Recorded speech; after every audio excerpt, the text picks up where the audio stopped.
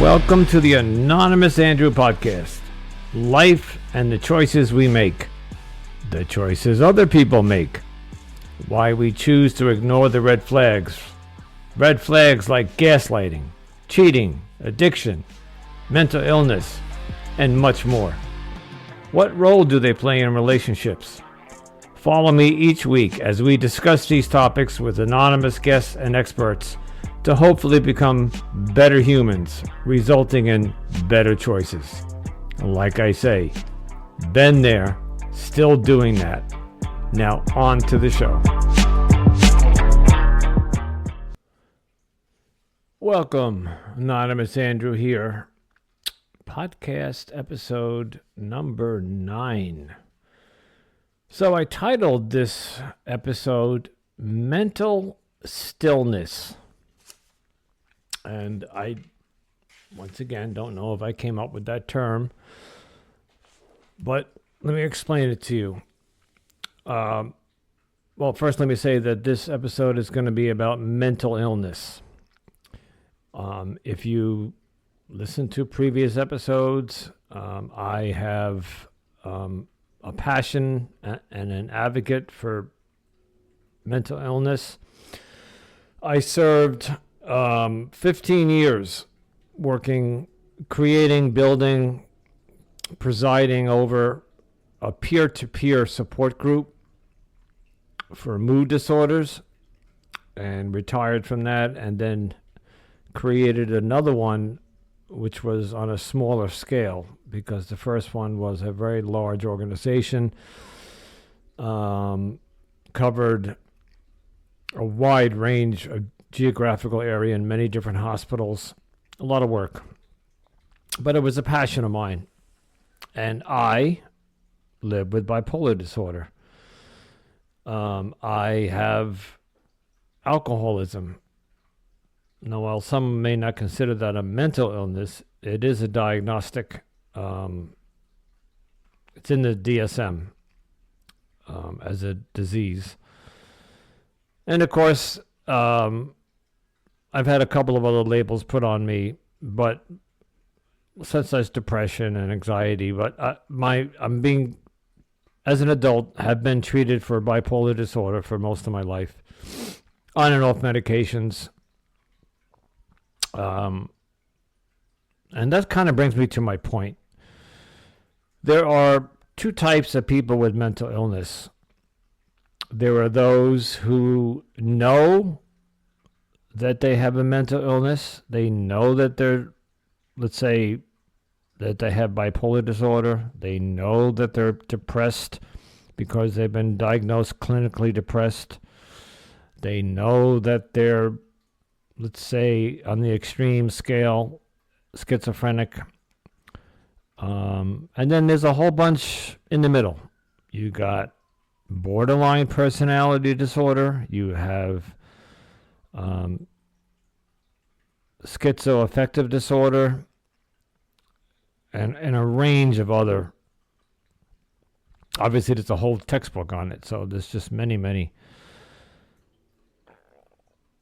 The difference between somebody who knows they have a mental illness and seeks treatment, and whether they seek treatment and then they cease treatment, which often happens in people with mental illness.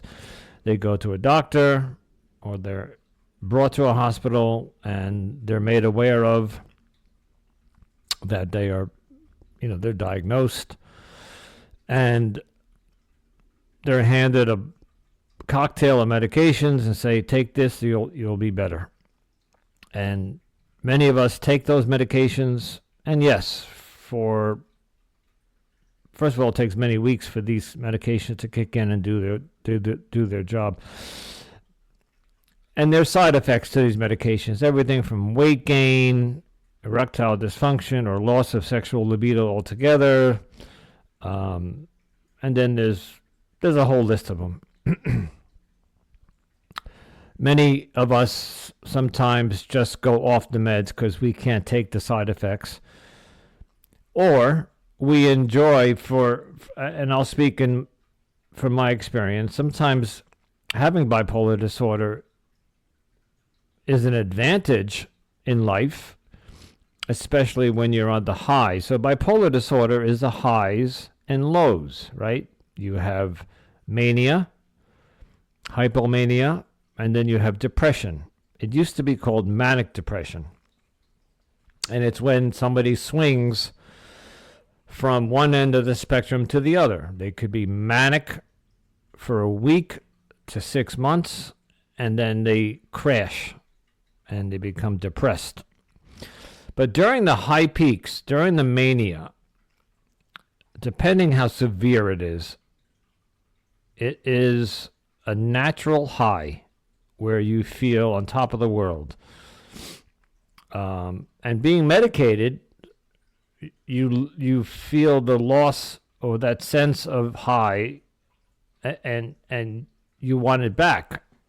So we often go off the medications. And when I say we, don't forget, I belong to a peer-to-peer support group. I run it, and I have many colleagues and friends who are in that group, and I know many people. So we all discuss this. So I'm speaking as from a collective. So that's self-aware that we have a mental illness, and we choose to go on medications or go off, and then maybe sometimes we go back on. And that was my story. Back on, back off, back on, back off. The flip side of that are people with mental illness. Actually, I guess there's 3 types of people, but I'm going to stick with the 2 types. The second type is somebody who's got mental illness. They may or may not have been officially diagnosed with it, or they may have sought treatment but walked out early of therapy or a psychiatry appointment and went straight into, I'm not that bad, or I don't want to be treated, or I don't think I have that. The denial can set in. And that's where the term mental stillness, in other words, they become still. They don't want to pursue treatment. And then, of course, I guess the third person would be somebody who's got mental illness and they just are not aware at all. And this topic popped into my head this morning, and I really don't like to bring this up, but again, there was another shooting this morning, a school shooting. And of course, there was a congressman that was being interviewed on one of the news channels, and he was like, everybody wants to blame the gun lobbyists, and they want to blame this, they want to blame that. But in the end, he said it's really the mental illness problem in our nation today, and it's not being handled properly, and more funding has to go into it. And I agree with him. It's the people who have mental illness and do not seek treatment, are not aware that they may be sick, and they, not all by a long shot, but many of them end up doing horrible things. And here comes the term criminally insane, right? You got somebody who's criminally insane, like your serial killers or your serial rapist or your serial whatever criminal who just can't stop committing crimes. They're just not, they have a mental illness. I'm not going to refer to them going forward on this podcast. I'm referring to the first 2. The self-aware, the people who know about their mental illness and either seek treatment, and it's a long process. You could be diagnosed at 25, stay on your medications until you're 30, then you go off, and then something happens in 2 years, you go back on your medication. It's quite a seesaw lifestyle. So, how does this pertain to my current theme and topics on my podcast, Anonymous Andrew Podcast, Life and the Choices We Make, and it all blossomed from a relationship that ended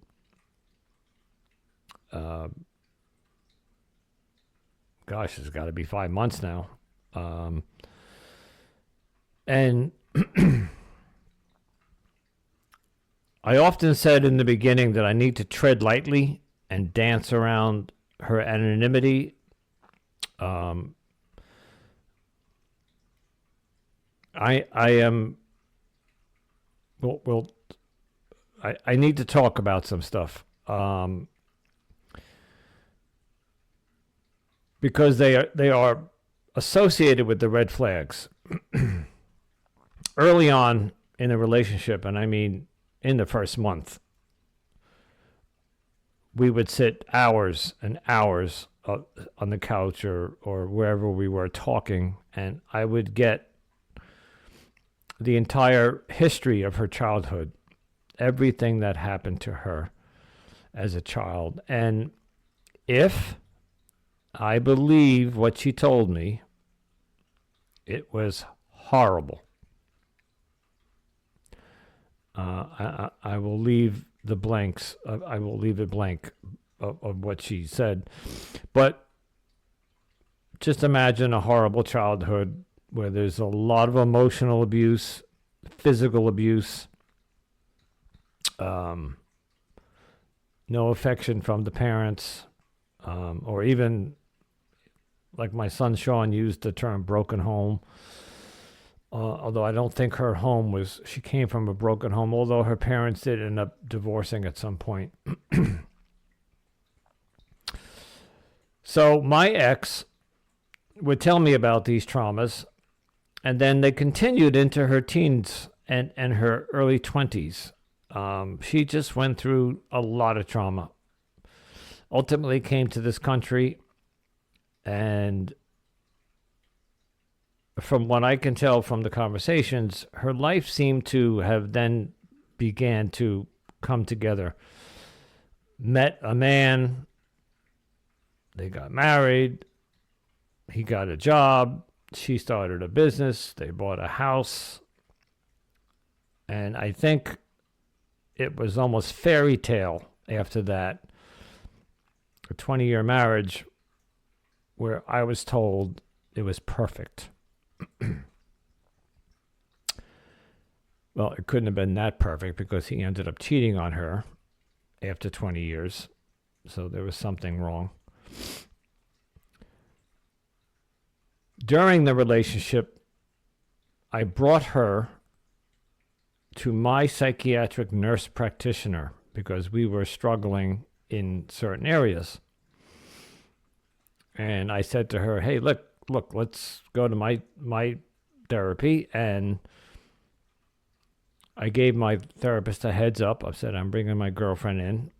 And we had, I think, a couple of sessions with her.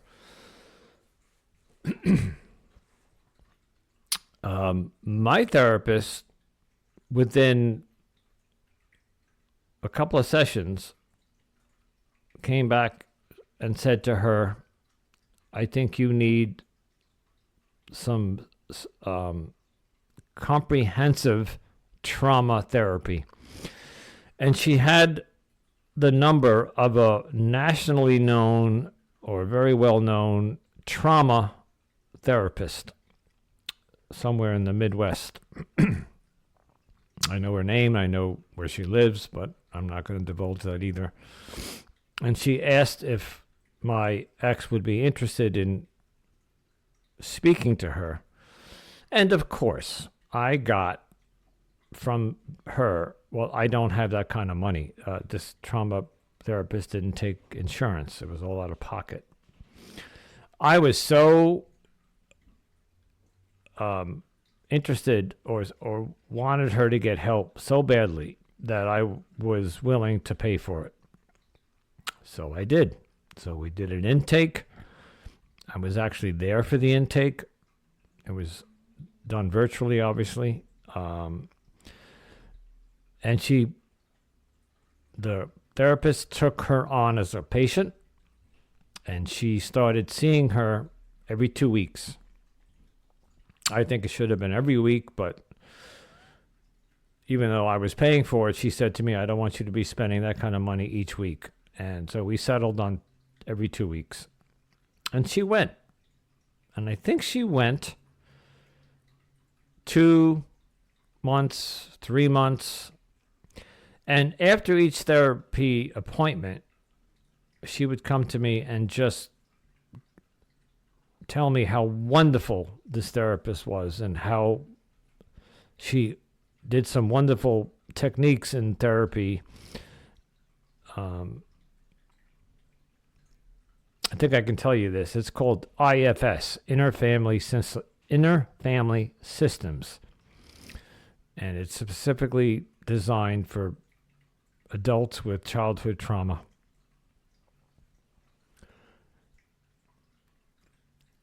She ultimately quit going to therapy.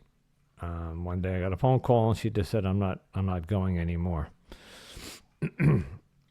And this is not uncommon. I call it, and I think it's widely known in the therapeutic world, it's called the onion syndrome. Once you start peeling back the layers of the onion, the more layers you peel back, the more you get to the center of the problem.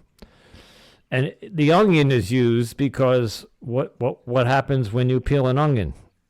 You cry, right? It triggers the tear ducts.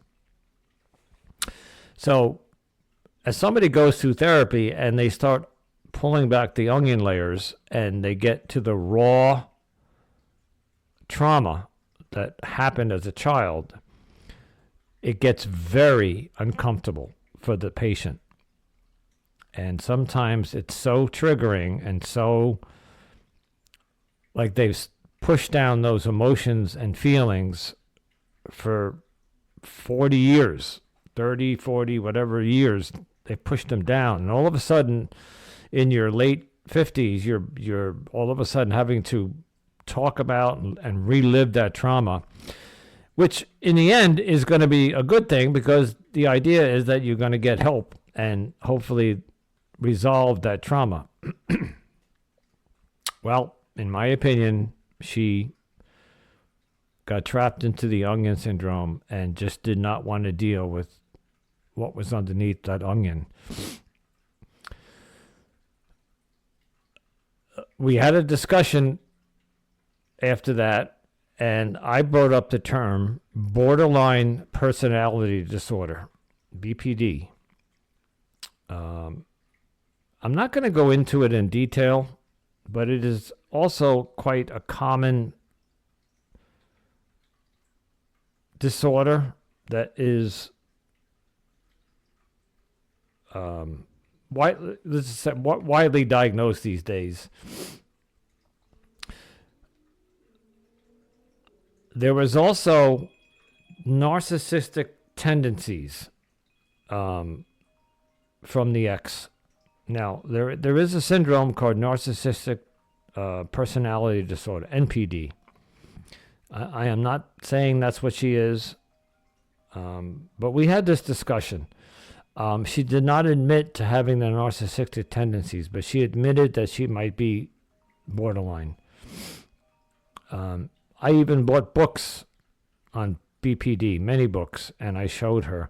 And coincidentally, she ran out and bought books on bipolar disorder because she wanted to learn about bipolar disorder. But in the end, she gave up on therapy and never pursued anything further. And this was in the first year. So there's a term that's being floated around now. I'm hearing it on podcast and some of the through some of the channels and venues that I'm associated with in the mental health field, called trauma bonding. And there's two theories to it. I got to remember to mute Alexa when I start. Trauma bonding is when one person who has had severe trauma will dump all that trauma onto their partner early on, which, I'm just going to say it, sucks you in. You feel horrible for them. You feel sorry for them, especially when the tears start coming. And I remember holding her for week after week. She would cry. And then, of course, the ex-husband cheating on her. And then there was some trauma between childhood and recently. I'm not going to go into it, some of it. Well, and here's another problem. At this point, because of all the gaslighting and the deception and the lying and the cheating, I no longer know what was true and what was made up. So I don't know if her childhood trauma, the details that she gave me, were true. I don't know if even in fact that the husband cheated on her. It is a tactic used in gaslighting to make up trauma, to pull you in. And then comes, some people have the Superman syndrome, where you come in and say, I'm going to save you. I'm going to support you. I'm going to be there for you. I, unfortunately, fall into that category. I am, two of my therapists, I'll explain that some other day. I used to have two therapists at once, called me Superman. I have the Superman syndrome, where I would, if I was dating a woman and she had issues, mental illness or trauma, I thought I could fix them. I thought I could come swooping in and our love, our chemistry, our happiness, our intimacy, all of that would solve.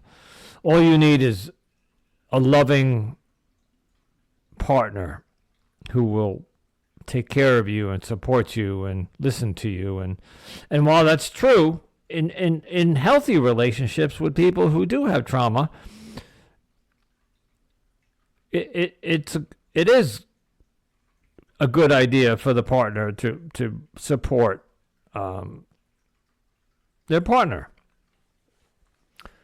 But in the trauma bonding scenario, it's over the top, and it's more of a tactic.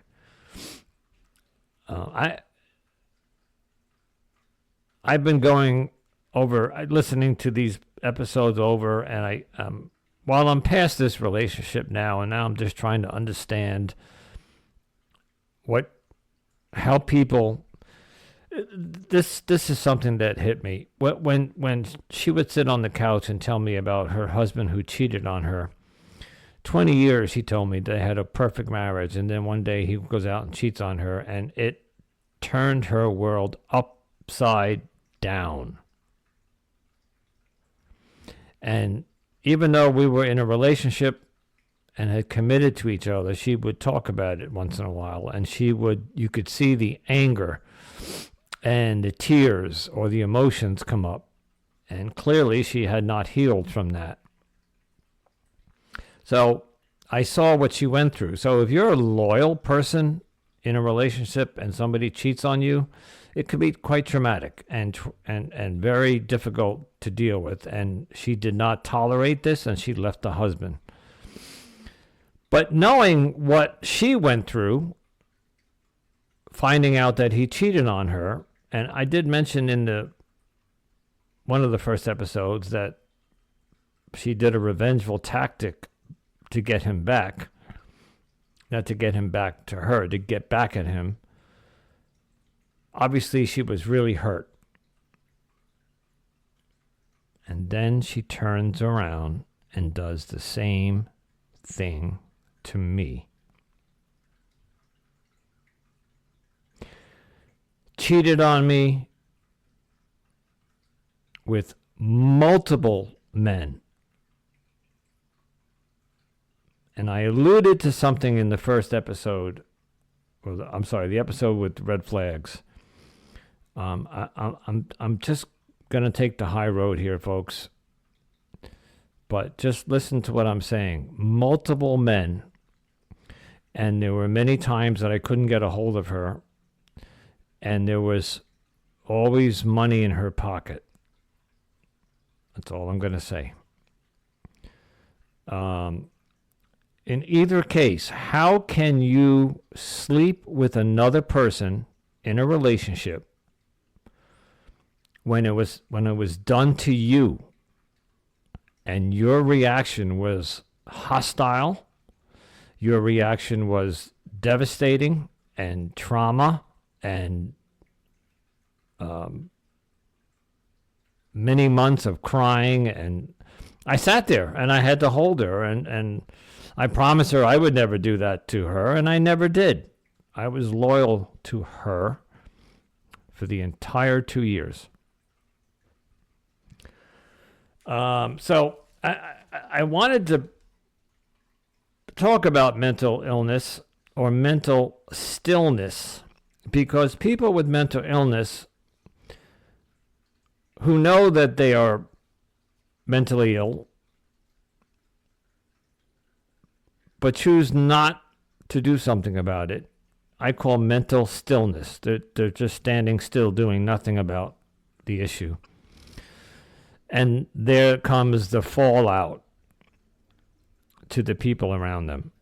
When you're mentally ill, and like in my case, bipolar disorder, it's almost like alcoholism. There's a lot of collateral damage. You hurt people.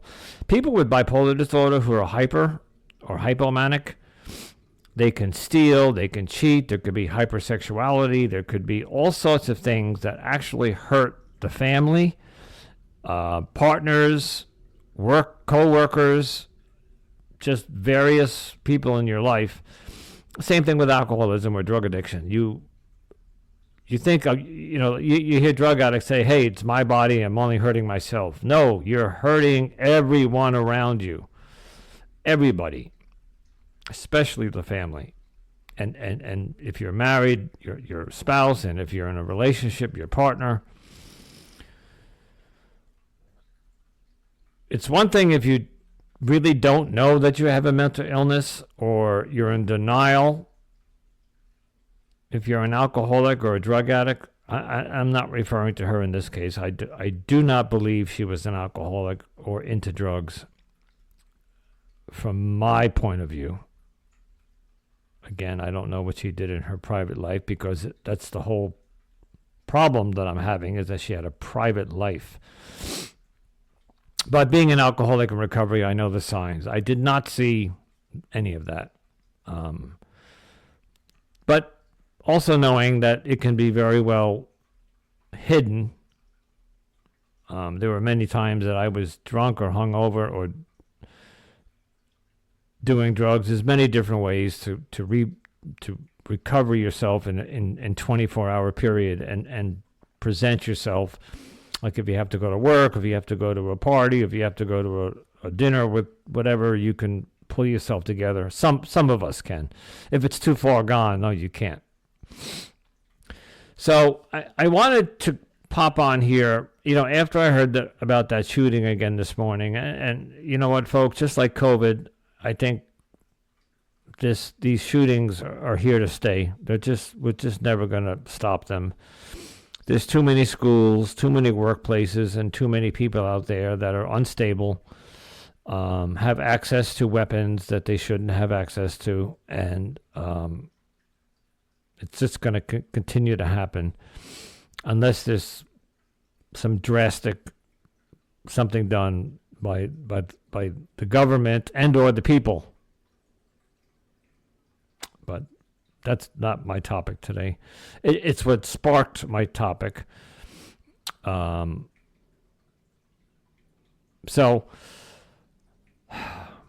I am continuing my treatment, my alcoholism. As you know, I'm in a 12-step program, and I actually just now, when you heard, You may have heard Alexa, and right before Alexa, the phone rang. That was my sponsor.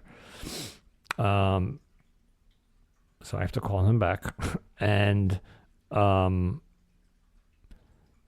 there are, I'm working on with this peer-to-peer support group. And of course, I have two therapists. I have my psychiatric nurse practitioner who specializes in mental illness, as i.e. bipolar disorder and addiction. So I see her once a month. And then I have my other therapist who is treating me for the trauma that I went through from this relationship. I have some pretty bad, I hate to keep using the word trauma, but yeah, the first couple of months after the breakup, I was a mess, and it was rough. So anyway, I sought out treatment, and I did some research, and I found a therapist who does EMDR therapy, which I did explain in an episode. If you don't know what it is, go back and look at episode 6 or 7. Okay, and one more thing. I have lined up, I got to tell you, I'm, again, self-producing. It's tough when you have a full-time job and when you go to support group meetings during the week and you play tennis and you have a life, i.e. children and grandchildren. It's tough to produce a podcast by yourself, but I'm doing it. And I have lined up 3 therapists or 3 professionals. I spoke to all 3 of them this past weekend. So I have appointments to interview them over the next 10 to 14 days. If that happens and I get them recorded, we will air them. And we're going to talk to these professionals about everything leading up to everything that I've spoken about so far. Gaslighting, why we make the poor choices we make in relationships, why we choose to stay. We'll talk about the gaslighter, the cheater, why certain people choose certain professions and they continue those professions in a relationship. There's so much to talk about, folks, and I don't want you just to keep hearing it from my point of view. Of course, I'm biased, but I'm also trying to be objective here. I'm trying to pull this podcast together to learn about this trend that's going on and get opinions from experts. And we're going to also hear from other people who have, I got, again, 2 other people lined up who want to tell their story. One of them, I can't wait to hear him. He's got a unbelievable story, almost better than mine.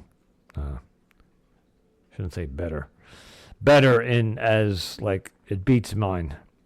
All right, so just wanted to pop on here and talk about mental illness, or in my terms, mental stillness.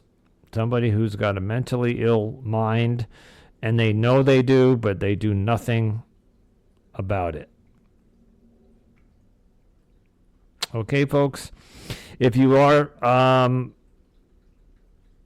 if you have a mood disorder or any type of mental illness, you may reach out to me. I have a lot of resources. I'm also been trained and certified in suicide prevention, and I worked with the American Foundation for Suicide Prevention for many, many years. So I have some background in it. So I do know a little bit about what I speak about, not to mention that I experience it myself. So, all right, folks. Anonymous Andrew saying, if it feels good, do it. But please, please choose wisely. Until next time, ciao.